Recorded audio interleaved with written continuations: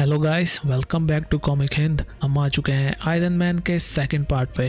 अगर आपने चैनल को सब्सक्राइब नहीं किया तो कर लीजिए। तो चलिए शुरू करते हैं। और ये सीन है 1 साल पहले का। डॉक्टर पूछता है तुम्हें तुम्हारी टांगे पसंद आई? तो वो कहता है ये काम कर रही हैं, इससे ज्यादा और क्या होगा। तो वो डॉक्टर कहता है एडम फोर तुम्हारा मिशन क्या है? तो वो कहता है जोटा तुम मुझे नाम से पुकारो, मेरा नाम है कॉलवैक। तो वो कहता है ठीक है कॉलवैक, तुम्हारा मिशन क्या है? तो वो कहता है मुझे कुछ याद है इनक्लेव के बारे में। तो डॉक्टर कहता है सही कहा, इनक्लेव अर्थ को एक बेटर दुनिया बनाना चाहती है। तो कॉलवैक कहता है तुम लोग कितने सेल्फिश हो, इसीलिए तो मनुष्य इतने एरोगेंट और लालची हैं। उन्हें लगता है कि बस उनका प्लेनेट ही सबसे ज्यादा अच्छा हो सकता है, उन्हें किसी और के वर्ल्ड के बारे में कोई चिंता नहीं है। क्यों ना एक बेटर यूनिवर्स बनाया जाए, एक बेटर रियलिटी बनाई जाए सभी के लिए। तो डॉक्टर कहता है तुम्हारा इस बारे में ओपिनियन नहीं होना चाहिए, तुम्हें इसकी समझ नहीं है। पर वो डॉक्टर को गले से उठा लेता है और कहता है मुझे इतनी समझ है कि ये दुनिया भरी है बहुत ही लालची लोगों से, और मेरी समझ मुझे ये भी कहती है कि यहाँ कुछ लोग खुद को गॉड मानते हैं जबकि वो खुद बिना किसी गॉड के हैं और खोए हुए हैं। और मुझे ये बताती है कि कुछ टाइम में मैं इन सब का गॉड बन सकता हूँ, वो गॉड जो इनको चाहिए।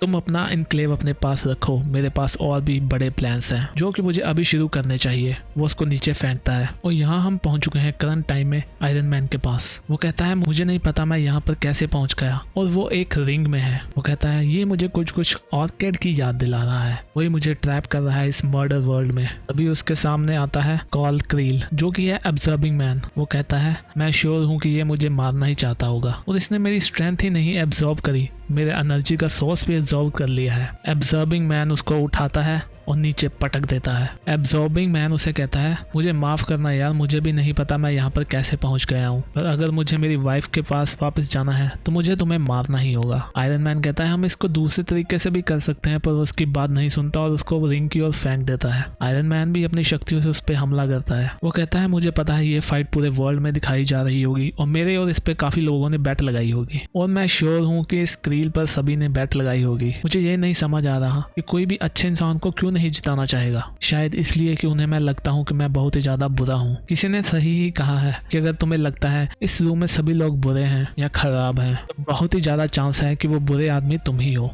वो कहता है रुको रुको रुको। वो उठता है और रेफरी की ओर देखता है और कहता है यहाँ का बुरा आदमी आर्किड ही है, और वो ये सब एंजॉय कर रहा है। वो उस रेफरी को पकड़ता है, उसने कोई मास्क पहना होता है और उसको निकाल देता है, और वो कहता है मुझे लगता है मैंने काफी लोगों के पैसे बर्बाद कर दिए होंगे और ये आर्किड ही होता है। यहाँ हम टोनी स्टार्क के ब्राउनस्टोन के घर में पहुंच गए हैं। वो कहता है कि सभी लोग कह रहे हैं कि अगर ये मैच ड्रॉ नहीं होता तो वो एब्जॉर्बिंग मैन मुझे हरा देता। तो वॉकर कहती है टोनी ये मैटर भी क्यों करता है, और तुम ये सब सोचना बंद करो। तो टोनी कहता है तुम ये क्या कर रही हो? तो वो कहती है मैं ज़ेन मेडिटेशन कर रही हूँ, जब तुम्हारा माइंड शांत ना हो तुम्हें ये करनी चाहिए। वो उसे भी कहती है और सिखाती है करने के लिए। टोनी ट्राई करता है। वो कहता है मैं ट्राई कर रहा हूँ, मैं सोच रहा हूँ, मैं अगेन सोच रहा हूँ, और वो कहता है मैं सोचना नहीं छोड़ सकता, मैं उसको हरा सकता था। तो वो कहती है टोनी मैं तुम्हें सच बताऊं तो वो तुम्हें हरा देता। वो उठकर चला जाता है और कहता है ठीक है, और वो कहती है कि तुम्हें पता था आर्किड तुम्हें कैप्चर कर लेगा, फिर भी तुमने उसे करने दिया, ऐसे क्यों?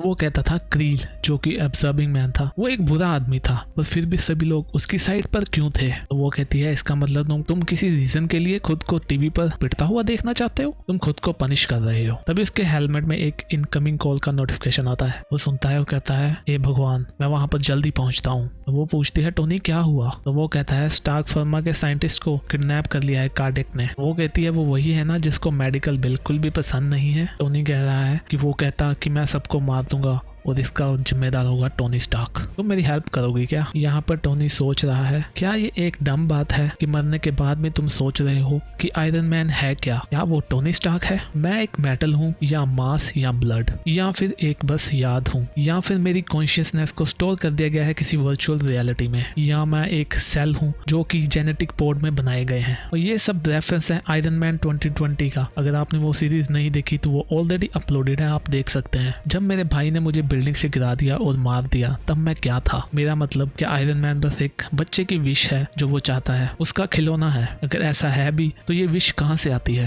तो वॉकर कहती है टोनी तुम किससे बातें कर रहे हो? तो वो कहता है सॉरी। वो कहती है मैं उसे देख पा रही हूँ और मुझे ये बिल्कुल भी अच्छा नहीं लग रहा। टोनी कहता है मैंने उसे देख लिया है, उसने पूरा सुपर विलन वाला सेटअप लगाया हुआ है। कार्डियक कहता है तुम गरीब और बीमारों से प्रॉफिट कमाते हो, तुम इन्वेस्ट करते हो डॉक्टर्स में, मेडिसिन में, और जो इंश्योरेंस करते हैं लोगों का खून बह कह रहा होता है वो सफोकेट हो रहे होते हैं, तुम उन्हें मरने देते हो और इसी बीच तुम अपने पैसे गिन रहे होते हो। तुम्हारे साइंटिस्ट महंगी महंगी दवाइयां बनाते हैं, उन्हें भी फील होने दो कि जिस बीमारी का इलाज नहीं होता तो क्या होता है, उन्हें इसकी कीमत चुकानी ही होगी। तो टोनी उस पर हमला करते हुए कहता है तुम ये सब इसलिए कर रहे हो कि मैंने अपना इन्वेस्टमेंट किया है फर्मा में। टोनी का सूट उसे बताता है कि अंदर ऑक्सीजन लेवल कम हो रहा है और लोग जल्दी ही मर जाएंगे 4 मिनट में। टोनी कहता है मुझे सुन पा रहे हो? तो अंदर से जवाब आता है उनकी सांस रुक रही है। टोनी कहता है हेलकैट वो अंदर है, हमें कुछ करना होगा। वो कहती है मैं भी आ रही हूँ। वो उन पे ब्लास्ट करता है उनको तोड़ने के लिए। उसका सूट कहता है कि ये ऐसे नहीं टूटने वाला है। तो कार्डे कहता है टोनी उन्हें मरना होगा, हमें मैसेज पहुंचाना है हमारे हेल्थ केयर सिस्टम को, हमारा हेल्थ केयर सिस्टम एक क्राइम है।